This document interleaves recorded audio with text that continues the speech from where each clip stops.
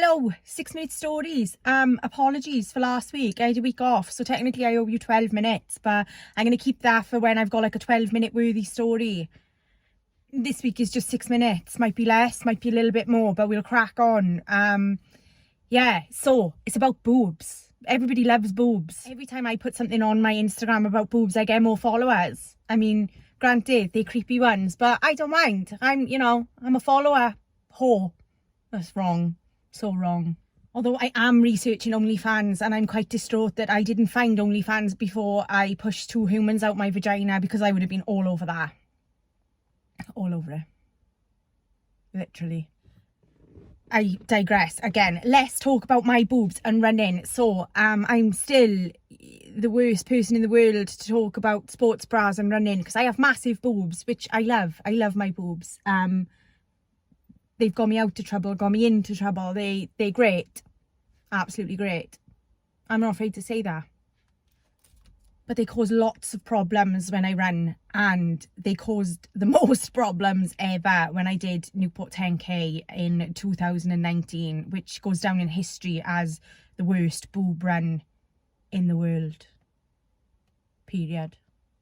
So me and my friend Cara went down to Newport to do the 10K, and I was in a foul mood. Like, you can't imagine the mood I was in. I was in the blackest of moods. It was terrible. And I was like, I'm not running. I don't want to run. Fuck this. I'm not running. I just wanted an hour to myself. And I felt like this since I woke up. So I wasn't fully prepared. I had only one sports bra on when we got to Newport, and we parked the car and everything, and I was like, I'm not running, I'm going to find a coffee shop, you go and run and I will meet you at the end. And then I bumped into my friend Joe.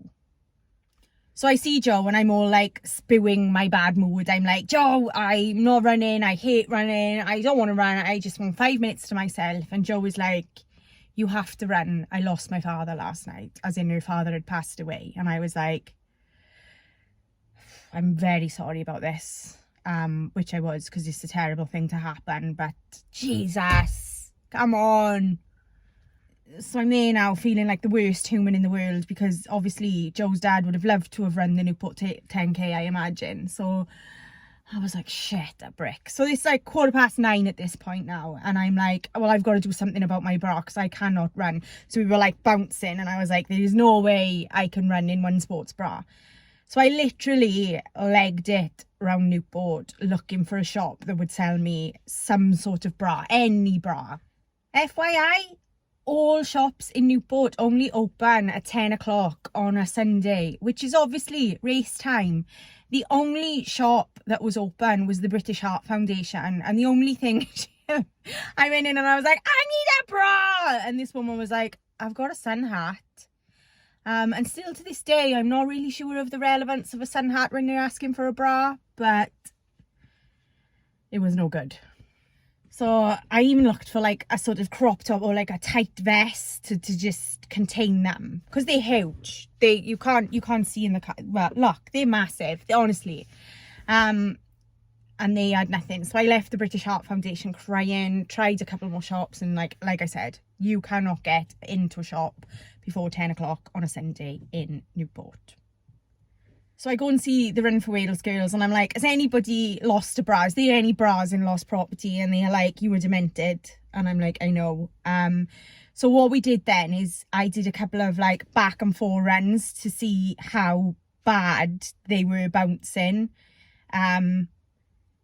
And if on the scale, let's call the scale 1 to 10, 1 being okay and 10 being really shit, we were at a 12 or 13 the way. I mean, I can't do enough, because I've got a proper bra on today. And but it was bad. And the girls were like, you cannot run like that.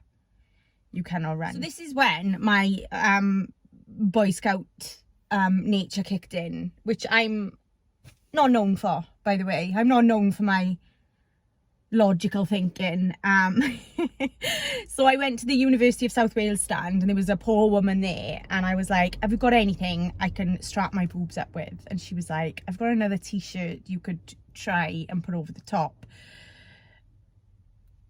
Well, the t-shirt was like a running t-shirt, like a cottony t-shirt, and there was just no like support, even the smallest one. So what I did was I constructed a hammock out of this t-shirt to contain my breasts.